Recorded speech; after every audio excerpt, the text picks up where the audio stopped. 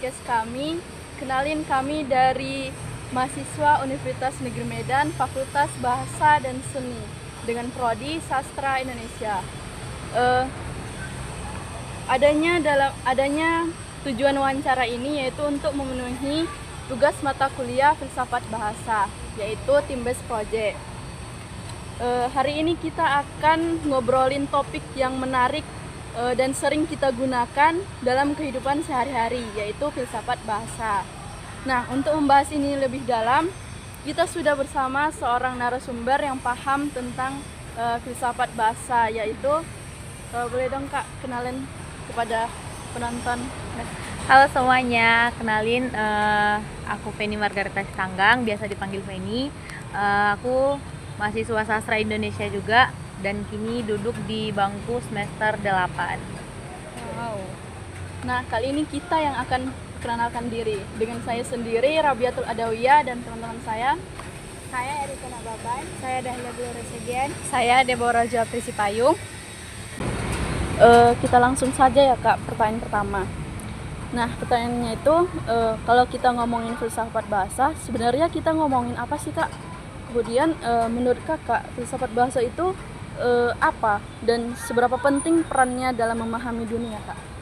Oke, jadi filsafat bahasa itu kan merupakan cabang filsafat yang mempelajari tentang bahasa dan peranannya dalam memahami dunia. Nah, dalam filsafat ini sebenarnya kita memahami tentang prinsip-prinsip atau sifat yang dari yang hal udah ada sebenarnya. Nah, yang hal udah adanya itu apa? Yaitu kita manusia, alam, dan itulah termasuk Tuhan kayak gitu.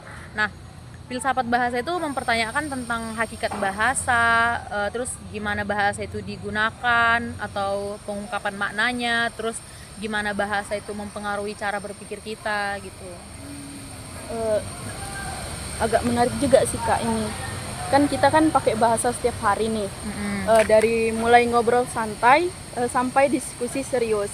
Tapi kalau kita lebih menarik lebih dalam, menurut Kakak kenapa sih bahasa itu jadi sesuatu yang sangat fundamental dalam kehidupan manusia? Kenapa bahasa itu dikatakan sebagai bahasa yang sangat fundamental dalam kehidupan manusia? Karena yang pertama, bahasa itu digunakan untuk komunikasi, yang dimana bahasa itu memungkinkan kita untuk berkomunikasi dengan orang lain atau mengungkapkan pikiran kita ke orang lain kayak gitu. Kemudian yang kedua, bahasa itu digunakannya untuk sebagai pemahaman dunia gitu. Pemahaman dunia ini maksudnya itu kayak membantu dunia sekitar kita dan menggambarkan pengalaman kita terhadap apa yang udah terjadi sama apa yang kita jalani kayak gitu. Terus kenapa dikatakan fundamental juga?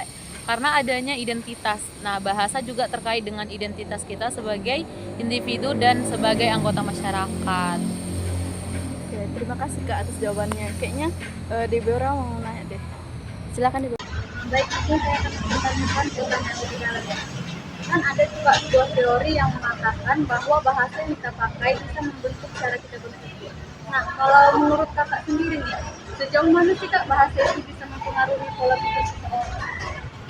Kalau bahasa ini cukup bisa lah mempengaruhi cara berpikir manusia itu, karena kadang kalau kita lagi mendengarkan seseorang terus kita berpengaruh sama omongan orang, itu sudah termasuk cara mempengaruhi pola pikir manusia. Nah, dari hal lainnya juga bisa membentuk konsep.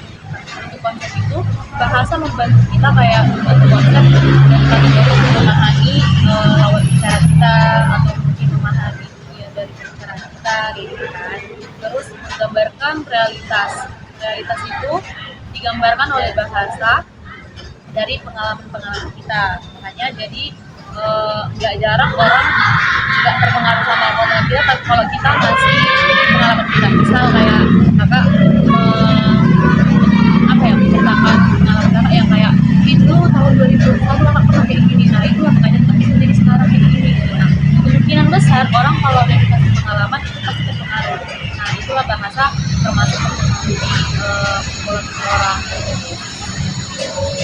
Nah, kalau kita lihat nih Kak, kalau di zaman sekarang, ini kan sudah masuk nih pada perkembangan zaman. Sekarang kita hidup di era digital, AI makin canggih, bahkan sekarang tuh Kak kita bisa ngobrol dengan robot atau asisten virtual lainnya. Kalau dari perspektif filsafat bahasa, gimana sih Kak menurut Kakak perkembangan ini mempengaruhi cara kita memahami interaksi manusia dengan teknologi?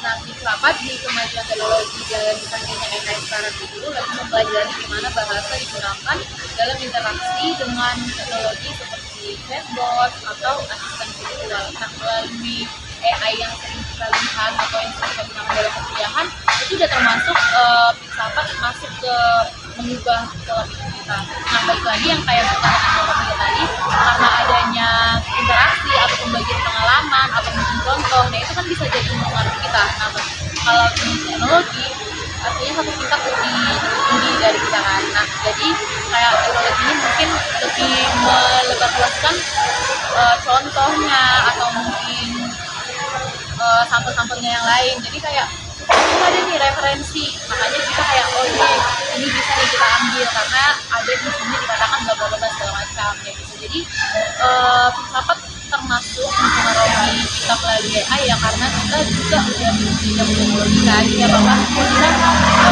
pakainya di udah maju lah gitu. Jadi bahasa itu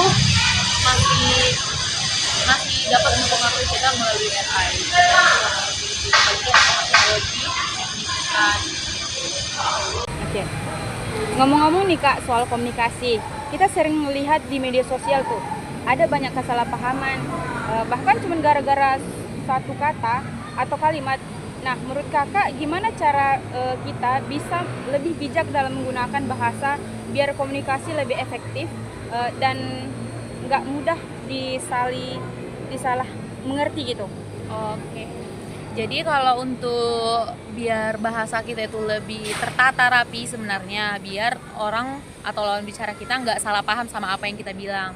Karena kan kadang orang yang kalau misal sepenggal-sepenggal ngomong mungkin jadi beda arti gitu. Jadi mungkin untuk tips biar omongan kita nggak disalah artikan sama orang, mungkin yang pertama itu menggunakan bahasa yang jelas dan spesifik. Nah, kalau lagi ngomong itu jangan setengah-setengah dan menggunakan bahasa yang sederhana, sesederhana mungkin, yang mungkin orang lain tuh paham dan ngertilah apa arti yang sedang kita omongin kayak gitu. Kemudian memahami konteks ini artinya pahami konteks pembicaraan itu, atau mungkin pahami konteks yang lagi kalian bicarakan. Jadi jangan tiba-tiba si A bilang aku lagi makan, tiba-tiba si B lagi udah mau mandi kayak gitu kan, itu udah beda konteks gitu. Jadi pahami konteks yang lagi dibicarakan atau yang memang dibicarakan kayak gitu. Kemudian yang ketiga itu menggunakan bahasa yang santun dan hormat.